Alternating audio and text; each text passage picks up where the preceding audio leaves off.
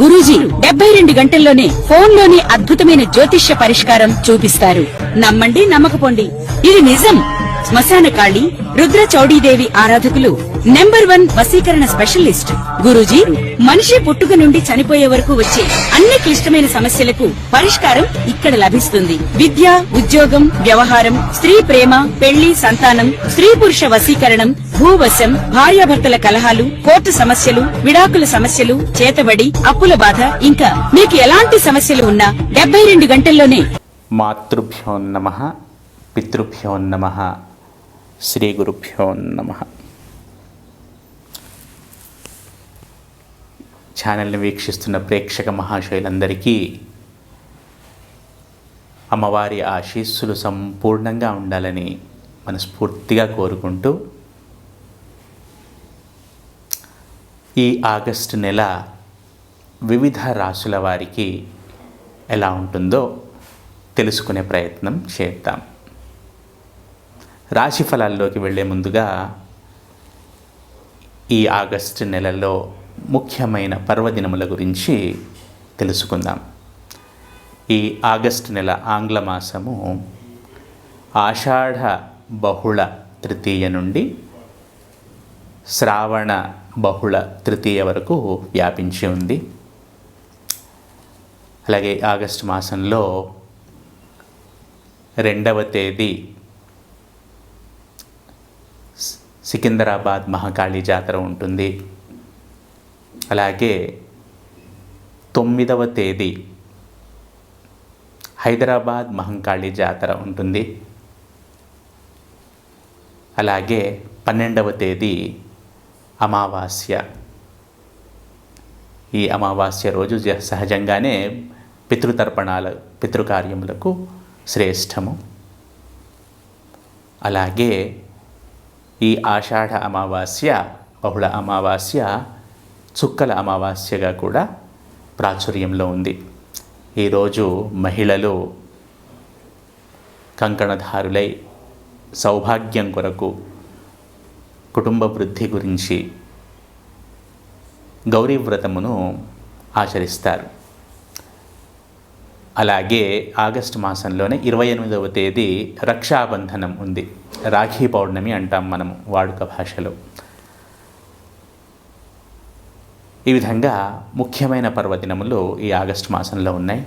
అలాగే ఆగస్టు 2వ తేదీ, అలాగే ఆగస్టు 31వ తేదీ మనకి సంకష్టహర చతుర్థి కూడా ఉంది.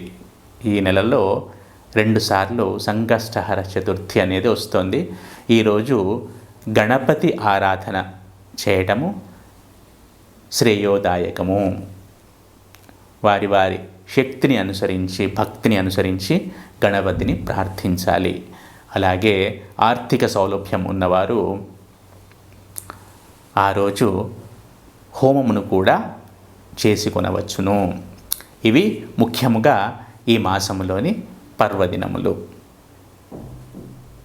ఇప్పుడు మనము వివిధ గ్రహాలు ఈ నెలలో ఏ ఏ రాశులలో సంచరిస్తున్నాయో తెలుసుకుందాం.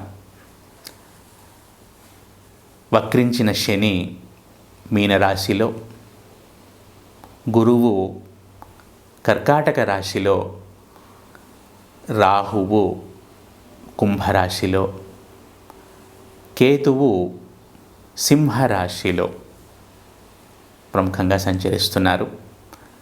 మిగిలిన గ్రహాల విషయానికి వస్తే కుజుడు వృషభము, మిథునము ఈ 2 రాశులలో, అలాగే బుధుడు మిథునము, కర్కాటకము, సింహము ఈ 3 రాశులలో, అలాగే సూర్యుడిని గనక పరిశీలిస్తే కర్కాటకము, సింహరాశులలో, అలాగే శుక్రగ్రహాన్ని పరిశీలిస్తే గనక సింహము, కన్యా రాశులలో సంచరిస్తున్నాడు. అలాగే మనకు తెలిసిందే చంద్రుడు ప్రతిరోజు ఇంచుమించుగా ప్రతిరోజు ఒక నక్షత్రంలో సంచరిస్తాడు. 2.25 రోజులకు ఒకసారి తన రాశిని మార్పు చెందిస్తూ ఉంటాడు. ఇవి ఆయా గ్రహముల యొక్క సంచారము ఈ ఆగస్టు మాసములో. ఇప్పుడు మనము 12 రాశుల వారికి ఈ ఆగస్టు నెలలో ఎలా ఉంటుందో తెలుసుకునే ప్రయత్నం చేద్దాం. తదుపరి మీనరాశి. ఈ మీనరాశి వారు చాదస్తాన్ని తగ్గించుకుంటే మంచిది. అలాగే ఈ మాసంలో వారిపై కొత్త బాధ్యతలు పడే అవకాశం కనబడుతోంది. అలాగే ఆరోగ్యమును అశ్రద్ధ చేయకూడదు ఈ మీనరాశి జాతకులు. ఈ 3 ముఖ్యమైన విషయములు ఈ మీనరాశి వారికి సూచించటమైనది. అలాగే మాట అనేది కొంచెం తప్పుగా అవతలి వారికి చేరే అవకాశాలు కనబడుతుంది. మిస్అండర్స్టూడ్ అవుతారు మీరు. కాబట్టి మాటను జాగ్రత్తగా మాట్లాడండి. ఏదైతే కమ్యూనికేట్ చేయాలనుకుంటున్నారో చక్కగా ప్రిపేర్ అయ్యి 1కి 2 సార్లు ప్రిపేర్ అయ్యి కమ్యూనికేట్ అవ్వండి. తప్పులు దొరలకుండా చూసుకోండి. తప్పులు ఇన్ ద సెన్స్ మిస్అండర్స్టాండింగ్స్ రాకుండా చూసుకోండి. అలాగే అనుకోని ఖర్చులు అనేవి కూడా కనబడుతున్నాయి. ప్రయాణాలు, చిన్న చిన్న ప్రయాణాల రూపంలో అనుకోని ఖర్చులు అనేవి కనబడుతున్నాయి. అలాగే మీకంటే చిన్నవారి విషయంలో కొంచెం బాధ్యతాయుతంగా ఉండండి. చూసి చూడనట్టు ఉండకండి.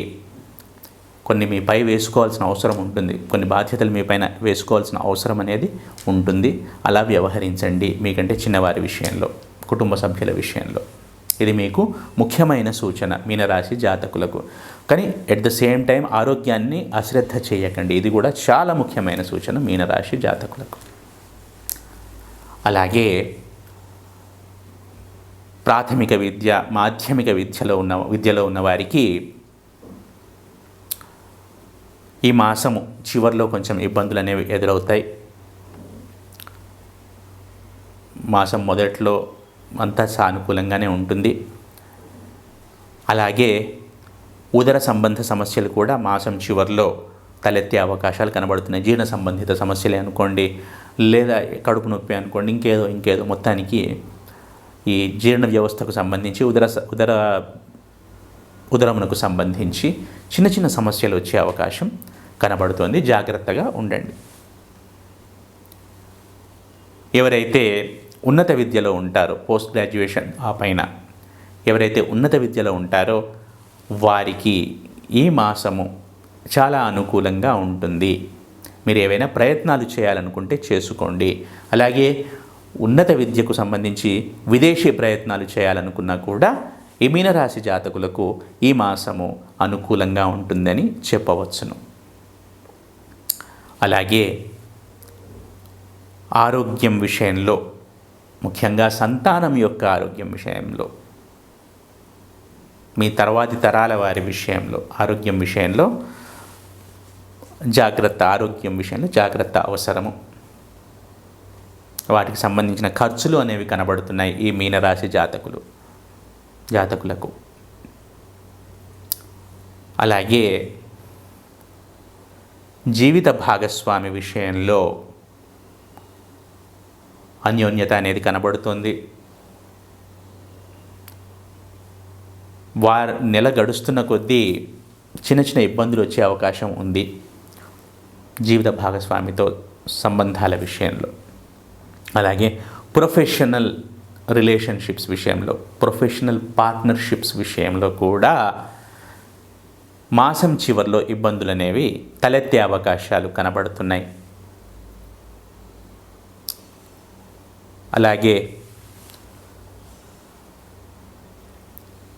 క్రానిక్ డిసీజెస్ ఏమైనా ఉంటే కనుక వాటి విషయంలో కొంచెం జాగ్రత్త వహించండి. క్రానిక్ ఎయిల్మెంట్స్ ఏవైనా ఉంటే కనుక ఈ మీనరాశి జాతకులు కొంచెం జాగ్రత్త వహించండి. అలాగే ఈ మీనరాశి జాతకులకు అదృష్టం అనేది సహకరిస్తుంది కొంతవరకు. ఎప్పుడైతే కష్టాలు ఎక్కువ అవుతాయో అప్పుడు అదృష్టం అనేది కొంచెం వీరికి సహకరిస్తుంది. ఇంతకు ముందుగానే చెప్పినట్టు నేను ఈ మాసం చివరిలో అన్ని విధాలుగా కొంచెం ఇబ్బందులు అనేవి వస్తూ ఉంటాయి వీరికి. ఆ టైంలోనే వీరికి అదృష్టం సహకరించి కొంత బయటపడతారు. అలాగే వృత్తి ఉద్యోగ వ్యాపారములలో ఉన్నవారు ఎటువంటి ప్రయోగములు చేయకండి దయచేసి.